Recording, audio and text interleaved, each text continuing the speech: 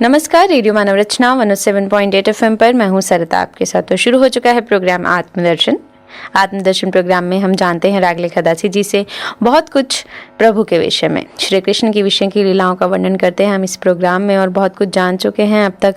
और आजकल हम जिस विषय में बात कर रहे हैं वो है पुस्तक श्री गौरांग सुधा, जो चैतन्य महाप्रभु की जीवनी है। निमाय जिन्होंने नवद्वीप में जन्म लिया और प्रभु के नाम का बोलबाला उन्होंने हर तरफ कर दिया, वो खुद ही श्री कृष्ण के अवतार थे और उन्होंने इस जग कल्याण के लिए इस धरा पर जन्म लिया। और इस प्रोग्राम में हमेशा की तरह हमारे साथ स्टूडियो में मौजूद हैं रागले खदासी जी, शरणाश्रित युगाचार्य श्री श्रीमद भक्ति वेदांत नारायण गोस्वामी जी की शिष्या। रागले खदासी जी, आपका स्वागत है हमारे स्टूडियो में। हरे कृष्ण।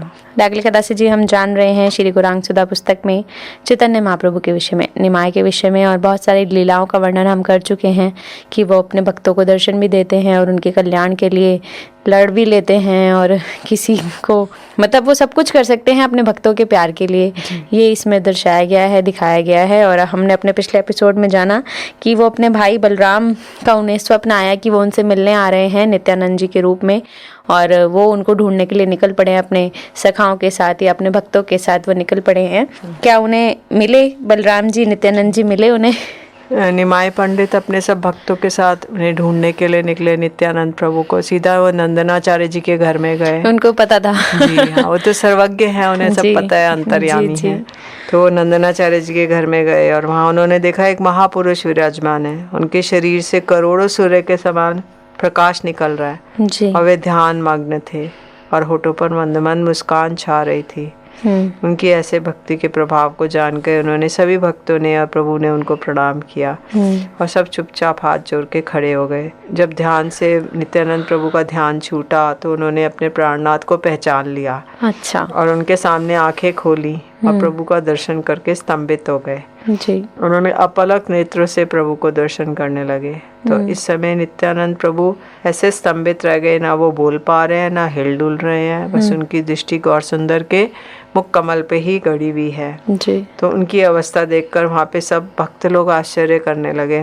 प्रभु ने शिवाजी जी को इंगित किया। शिवाजी जी ने भागवत का एक श्लोक पढ़ा और वरहापीरम नटवर वपो कर्ण्यो कर्णिकारम बिभ्रद्वासं कनककपीशं वैजयन्तीं च मालं रन्ध्रान् वेणुअधरसुधया पूरयन् गोपवृन्दे वृन्दारण्यं सपदरमणं प्राविशत् गीतकीर्ति।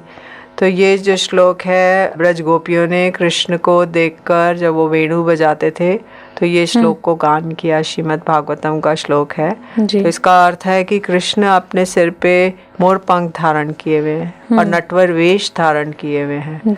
नटवर वेश मतलब जैसे स्टेज पे रंगमंच पे नट होता है तो वो, और उन्होंने वो जैसे वेश धारण करता है वैसा ही। तो उन्होंने एक कान में केवल कर्णिका का पीले रंग का फूल, कनेर का फूल लगाया हुआ है। अच्छा। दोनों कानों में नहीं लगाया जी। एक कान में इसलिए लगाया कि गोपियां जिस तरफ से उनको देखेंगी दर्शन करेंगी बस वो उस तरफ दिखाने के लिए, क्योंकि गोपियों का रंग है पीला, गोल्डन कलर का, तो इसलिए उन्होंने पीला फूल लगाया है कि मेरी तुमसे बहुत प्रीति है। अच्छा। अगर वो बाएं तरफ अटारी पे खड़ी होती है तो कृष्ण बाएं और फूल लगाते हैं, अगर वो दाहिने तरफ खड़ी है तो कृष्ण दाहिने कान में फूल लगाते हैं। अच्छा। तो एक फूल लगाकर और वो उनको खड़े हैं और विभ्रद्वासम कनक कपीशम वैजयन्तीं च मालम, उन्होंने नवी बड़े सुंदर वस्त्र धारण करे हुए हैं और पीले रंग का पीतांबर पहना हुआ है, वैजयंती माला धारण की हुई है और अधरों पे वेणु वो बजा रहे हैं। रंध्राण वेणु अधर सुदया, उसको वेणु की ध्वनि कर रहे हैं।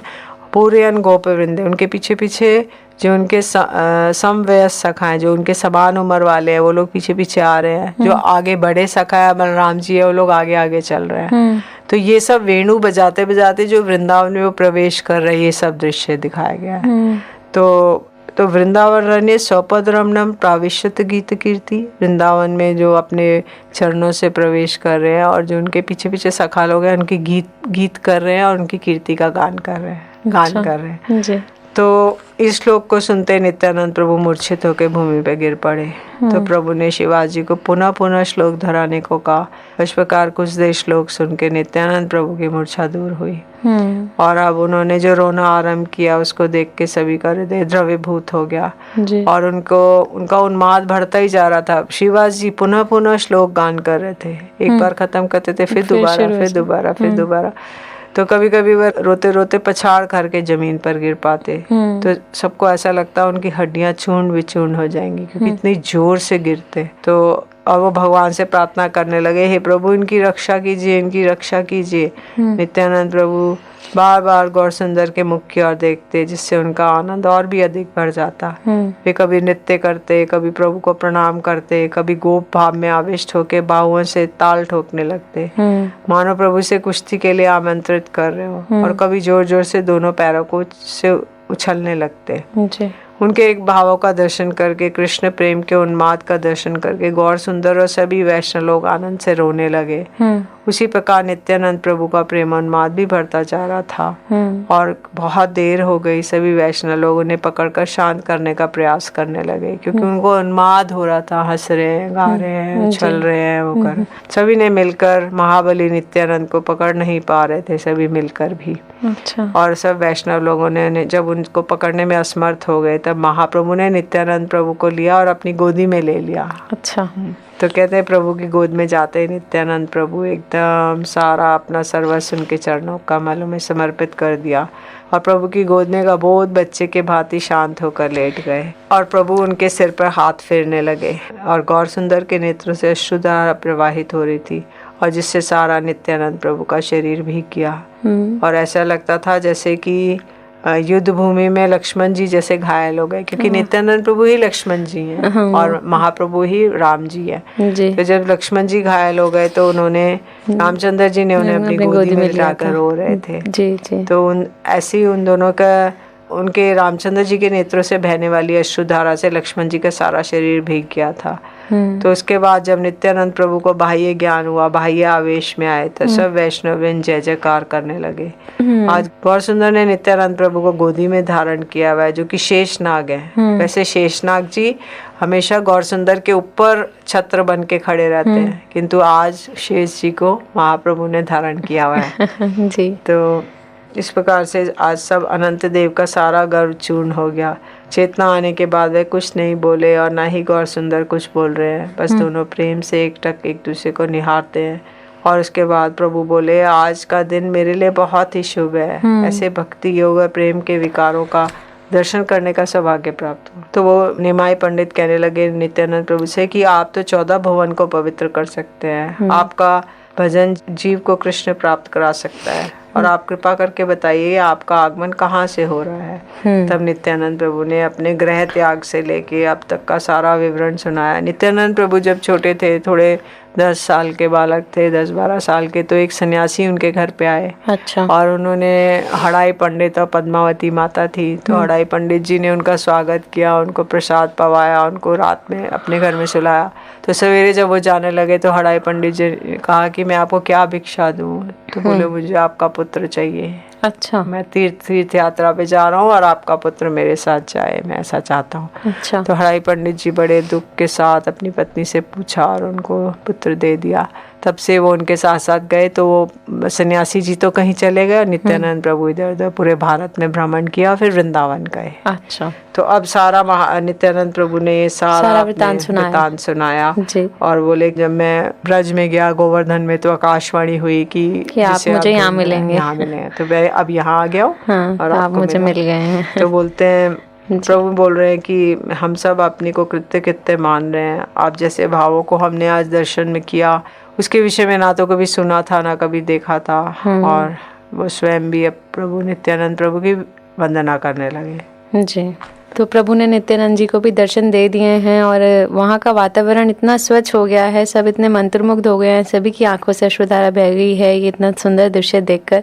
प्रभु की लीलाओं का वर्णन वाकई में ही बहुत ही खूबसूरत होता है। हम सिर्फ कल्पना मात्र से उनकी लीलाओं को सुनकर ही इतने मंत्रमुग्ध हो जाते हैं, तो वहाँ पर रहने वाले और वहाँ पर जिन्होंने ये सब देखा, उनकी खुशी का, उनकी प्रशंसा का तो हम अनुमान भी नहीं लगा सकते। रेडियो मानव रचना 107.8 FM पर मैं हूँ सरिता, आपके साथ प्रोग्राम चल रहा है आत्मदर्शन, और जान रहे हैं रागलिखा दासी जी से प्रभु की लीलाओं के बारे में। आगे और भी बहुत कुछ जानेंगे, निमाई के बारे में, उनकी ज़िंदगी के बारे में, उनकी जीवनी के बारे में और किस तरह से उनकी लीलाएं आगे चली। लेकिन एक छोटे से ब्रेक के बाद सुनते हैं एक प्यारा से भजन, फिर लौट कर आते हैं। आप जुड़े रहिए रेडियो मानव रचना 107.8 FM के साथ। Feel good, feel live.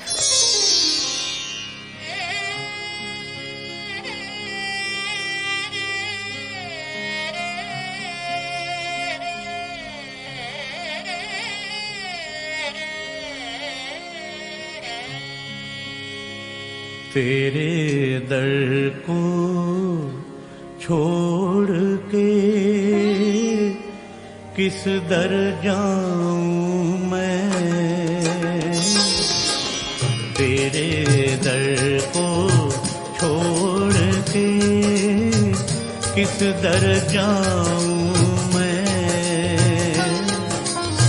सुनता मेरी कौन है, सुनता मेरी कौन है, किसे सुनाऊं मैं, तेरे दर को छोड़ के किस दर जाऊं मैं।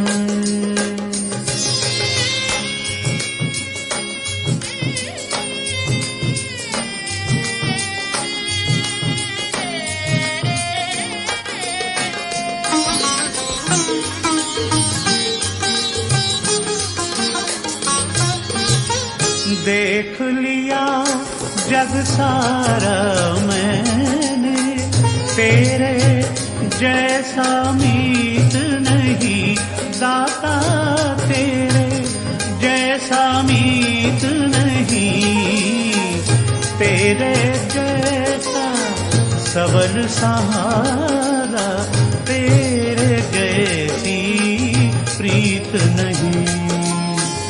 किन शब्दों में आपकी महिमा गाऊं मैं, हाँ, तेरे दर को छोड़ के किस दर जाऊं मैं।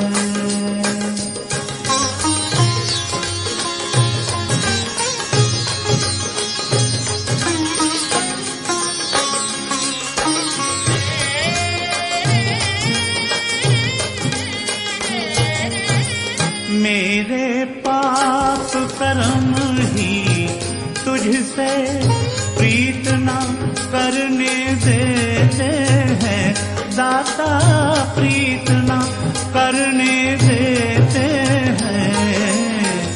कभी जो चाहूं मिलूं आपको, रोक मुझे वो लेते हैं। कैसे स्वामी आपके दर्शन पाऊं मैं, हाँ, तेरे दर को छोड़ के किस दर जाऊं मैं।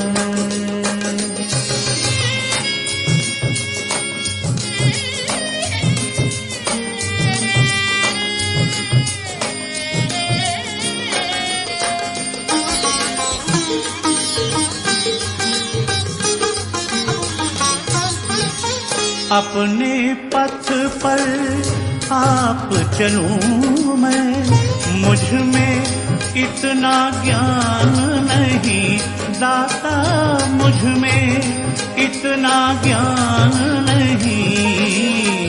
हूँ मतिमंद नयन का ओझा, भला बुरा पहचान नहीं। हाथ पकड़ कर ले चलो, होकर खाऊं मैं, हाँ, तेरे दर को छोड़ के किस दर जाऊं मैं। सुनता मेरी कौन है, सुनता मेरी कौन है, किसे सुनाऊं मैं। हाँ, तेरे दर को छोड़ के किस दर जाऊं मैं। स्वागत है आप सभी का एक बार फिर रेडियो मानव रचना 107.8 FM पर। मैं हूं सरिता, आपके साथ प्रोग्राम चल रहा है आत्मदर्शन और जान रहे हैं रागलेखा दासी जी से प्रभु की लीलाओं के विषय में और किस तरह से अभी प्रभु ने नित्यानंद जी यानी कि बलराम जी को दर्शन दिए, दोनों का मिलाप हुआ और उनका स्वप्न सच हो गया। स्वप्न उन्होंने देखा ही इसलिए था क्योंकि उन्हें पता था कि आना है, सर्वव्यापी हैं, सर्वज्ञ है, सब कुछ जानते हैं प्रभु। और उनकी लीलाओं को सुनकर हम भी मंत्रमुग्ध हो जाते हैं और अपने श्रोताओं से भी यही अपील करते हैं कि वो प्रभु के ध्यान में, प्रभु के भक्ति रस में अपने आप को डुबोएं। इस जड़ जगत में रहकर भी प्रभु को भूलें नहीं, बिल्कुल भी ना भूलें और प्रभु का स्मरण हर पल करते रहें। जी रागलेखा दासी जी, आगे इस कड़ी में अब नित्यानंद जी से तो वो मिल लिए हैं, आगे इस कड़ी में क्या हुआ? देखिए, शास्त्र में एक प्रधान विधि है और प्रधान निषेध है। प्रधान विधि है कि हम भगवान को सदैव स्मरण रखें, और प्रधान निषेध है भगवान का कभी भी विस्मरण ना हो। तो कहते हैं बस इसी विधि निषेध के अंतर्गत सब शास्त्र वाक्य हैं जी। तो इसलिए हमेशा भगवान को याद रखना है, उनको कभी भी विस्मरण ना हो। तो ये हमें ये प्रतिदिन अपने लाइफ में भी इसको इम्प्लीमेंट करना पड़ेगा, क्योंकि ये शास्त्र के वाक्य हैं, भगवान तो झूठ नहीं बोलते हैं। तो इसलिए जो वो कह रहे हैं हमारे मंगल के लिए कह रहे हैं जी। तो अब जो नित्यानंद प्रभु को प्राप्त करके सब वैष्णव बड़े प्रसन्न हो गए और वो सब लोग मिलके कीर्तन करने लगे। नित्यानंद प्रभु तो सब समय आविष्ट ही रहते थे। तो वो नित्यानंद प्रभु महाप्रभु के दर्शन करते तो उनकी विचित्र दशा हो जाती थी और वो अपनी सुध बुध खो बैठते, उनके आंखों से अश्रुधारा प्रवाहित होने लगी और सारे आसपास की जमीन भीग जाती थी। तो एक दिन निमाई पंडित ने कहा नित्यानंद प्रभु से कि श्रीपाद नित्यानंद, कल तो आषाढ़ी पूर्णिमा है और कल व्यास पूजा है। तो श्रावण मास जब लगता है तो गुरु पूर्णिमा आती है, आषाढ़ी पूर्णिमा। तो उसमें गुरु पूजा का, व्यास पूजा का, उस दिन व्यास जी का जन्म हुआ था। और उसी दिन गुरु पूजा और व्यास जी की जो गुरु व्यास जी के आसीन हैं उनकी पूजा होती है जी। तो बोले कि निमाई पंडित कह रहे हैं कि ये हमें तो कल व्यास पूजा करनी है जी। तो आप विचार करके बताइए कि व्यास पूजा कहाँ करें जी। तो अब नित्यानंद प्रभु गौर सुंदर का इंगित समझ गए, इसलिए वे श्रीवास जी का हाथ पकड़ के प्रभु के समक्ष ले आए और बोले प्रभु, कल व्यास पूजा इस ब्राह्मण के घर पे होगी, श्रीवास जी के घर पे होगी जी। तो प्रभु बोले श्रीवास जी, श्रीपाद नित्यानंद ने आपके ऊपर बहुत भार दे दिया। श्रीवास जी बोले प्रभु, ये कोई भार नहीं है, आपकी कृपा से व्यास पूजा की समस्त सामग्री, वस्त्र, मूंग दाल, उपवेत, मतलब जितना भी सामग्री को अरेंज करना था क्योंकि वो पूजा होनी है, सब वैष्णव आएंगे, तो सब उन्होंने अरेंज किया जी। तो उन्होंने वस्त्र आदि दिए, जैसे कि सब वैष्णवों को वस्त्र देंगे, श्री व्यास जी को पहनाएंगे, घी, नारियल, पान, सब वो बोले मेरे घर में है। और व्यास पूजा की पद्धति पुस्तक मेरे पास नहीं है, उसे मैं कहीं से मांग के ले आऊंगा।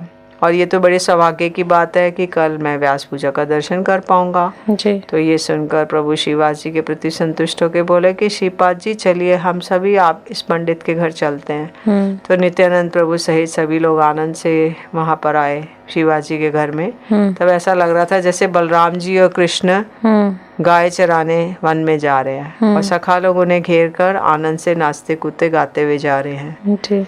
और जब सभी लोग शिवाजी जी के घर में प्रविष्ट हो गए तो प्रभु ने घर का दरवाजा बंद करने का आदेश कर दिया। और जब दरवाजा बंद हो गया तो आनंद से व्यास पूजा के अधिवास का कीर्तन आरंभ हो गया। अधिवास माने जो भी तिथि होती है उससे एक दिन पहले उसका कीर्तन होता है। अधिवास मतलब वो वाला उस दिन से पहले वाला दिन, तो उस दिन ये सब स्टार्ट हो गया जी। तो कोई भी शुभ कार्य होता है तो उस दिन एक दिन पहले जो कुछ कर्मों का अनुष्ठान होता है उसे अधिवास कहते हैं। अब सभी भक्त लोग आनंद से कीर्तन करने लगे और सभी के मध्य में महाप्रभु उन्मत्त होकर नृत्य करने लगे जी। और कभी कभी दोनों आनंद से एक दूसरे का आलिंगन कर क्रंदन करने लगते, कभी दोनों एक दूसरे को चरण स्पर्श करने का प्रयास करते और दोनों ही परम चतुर होने के कारण दोनों ही असफल होते। कार से गौर सुंदर नित्यानंद प्रभु के स्वरूप को प्रकाशित करने की इच्छा हुई। महाप्रभु ने सोचा कि मैं नित्यानंद प्रभु के स्वरूप को प्रकाशित करूं। सब लोग सोच रहे हैं साधारण है, पर ये तो असाधारण वो है। बलराम जी। तो उन्होंने बलराम जी के भाव में आविष्ट होकर खाट के ऊपर चढ़ गए और बोले मद लाओ मद लाओ। और नित्यानंद से बोले तुम जल्दी से अपना हल और मूसल दो। तो प्रभु का आदेश पाकर नित्यानंद प्रभु ने आनंद से अपना हल मूसल प्रभु के हाथों में दे दिया, लेकिन सबको हल मूसल दिखाई नहीं दिया। अच्छा। तो दूर से सबको लग रहा है ऐसे ही बस दे रहे हैं, पर वास्तव में हल मूसल दे दिया, लेकिन किसी को दिखाई नहीं दिया जी। तो नित्यानंद प्रभु ने हल मूसल देकर प्रभु को बोला वारुणी लाओ वारुणी लाओ। वारुणी माने मदरा लाओ। अच्छा। और वारुणी उनकी पत्नी भी है। अच्छा। तो सब लोग उलझन में पड़ गए कि इस समय क्या किया जाए। सभी ने विचार करके एक घड़ा गंगा जल भर के प्रभु को पकड़ा दिया। प्रभु ने कुछ जल पी लिया और बचे हुए जल को सभी भक्तों को बांट दिया। अब उस अवशिष्ट जल में पान करके सभी लोग वास्तव में उन्मत्त हो गए और वो लोग प्रभु ना नाड़ा नाड़ा पुकारने लगे। और उनके मुख से नाड़ा शब्द सुन के सब लोग समझ नहीं पा रहे कि वे किसको बुला रहे हैं। तब उन्होंने पूछा प्रभु आप नाड़ा किसको कह रहे हैं? नाड़ा नाड़ा नाड़ा। तो बोले कि मैं जिसकी हुंकार सुन के यहाँ आया हूँ वो अद्वैताचार्य है। तो अद्वैताचार्य जी ने हुंकार भर के गंगा जल तुलसी दे के उन्हें बुलाया था कि प्रभु आप आओ। तो कहते हैं वो नाड़ा उसके कारण मेरा अवतार हुआ है, परंतु वह नाड़ा मुझे बैकुंठ से यहाँ लाकर स्वयं निश्चित होकर हरिदास जी के साथ शांतिपुर में रह रहा है। और संकीर्तन के प्रचार के लिए मेरा ये अवतार हुआ है। मैं घर घर नगर नगर जाकर कीर्तन का प्रचार करूंगा। परंतु जो विद्या कुल आदि उसके मद में मदमत होकर जिन पाषंडियों ने मेरे भक्तों के प्रति अपराध किया है, मैं उन सबको भी मैं ब्रह्मा के लिए भी दुर्लभ कृष्ण प्रेम में निमंजित कर दूंगा संकीर्तन में। अच्छा। तो ये सब के सब भक्त वृंद आनंद के सागर में तैरने लगे। और जब प्रभु का आवेश अंतर्हित हो गया तो वे स्थिर हो गए। सभी से पूछने लगे मुझसे क्या चंचलता हो गई? निमाय पंडित पूछे मैंने क्या किया? हाँ, वो उनको फिर से नहीं पता जी। तो भक्त लोग कहने लगे हे प्रभु आपने जो कुछ कहा वैसा अटल सत्य है। ये सुनकर प्रभु सभी को आलिंगन करते हुए कहने लगे मुझसे कभी कभी क्या हो जाता है पता नहीं, क्योंकि प्रभु का सडनली आवेश आता है तो वो खुद ही नहीं जानते मैं क्या कर रहा हूँ। वो कह रहे थे मद लाओ तो सब सोच रहे। तो फिर नित्यानंद प्रभु भी आविष्ट होकर जमीन पे लोटपोट खाने लगे। कभी जोर जोर से ठाके मारते हैं, कभी जोर जोर से रोने लगते। बलराम जी कभी बाल भाव में आविष्ट होकर अपने कपड़ों को खोल देते। ऐसे समय में उन्हें कोई शांत कर दे ऐसा कोई नहीं था, केवल प्रभु ही उनको अंकुश के समान है और वो आगे बढ़कर उनको शांत करते।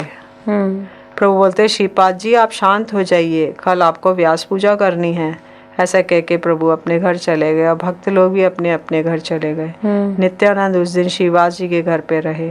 आधी रात के समय जब सब लोग सो रहे थे तो अचानक नित्यानंद प्रभु को अपने सन्यास का दंड और कमंडलू के टुकड़े टुकड़े कर दिए। नित्यानंद प्रभु के पास भी सन्यास का दंड था और कमंडल था, तो उसके उन्होंने टुकड़े टुकड़े कर दिए। क्यों? आवेश आ गया। तो प्रातःकाल श्रीवास जी ने अपने रमाई पंडित को जब दंड और कमंडल के टुकड़े टुकड़े देखे तो वो विस्मित हो गए और कहने लगे कि शीघ्र जाकर प्रभु को कहो।